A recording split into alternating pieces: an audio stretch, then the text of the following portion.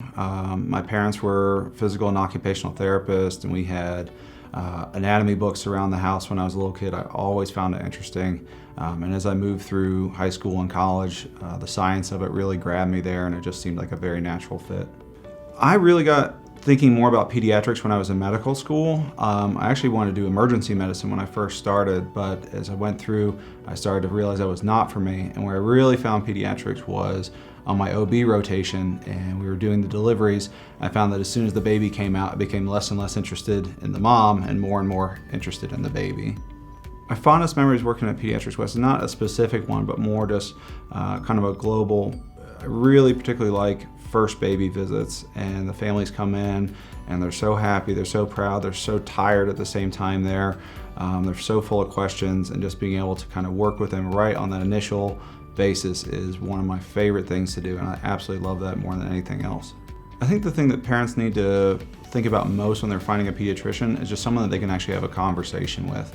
If the person's not listening to them or is talking over them, that's not going to work there. It's just being able to have a decent two-way conversation with their doctor. I think my biggest skill is being pragmatic and being able to kind of see the entire picture and helping to get families on board with what I would say is the best plan for their child and that works best with that family. So it's that overall pragmatic and ability to see the whole picture. For new patients, really take in the whole office, and that's not just us as the physicians, but like how does the front office treat you, how do the MAs and the nurses treat you, and then again going back to the doctor thing of like being able to just have a good conversation with them. I'd say that's more important.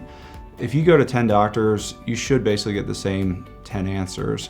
Most doctors are going to give you pretty much the cut and dry of what the diagnosis is or what the problem is. But after that, it's really just, can you develop a relationship with this doctor? And I would say that to me is probably the most important thing. I love the group of people we've put together, particularly the staff at the South office. We have a lot of camaraderie, we work together well.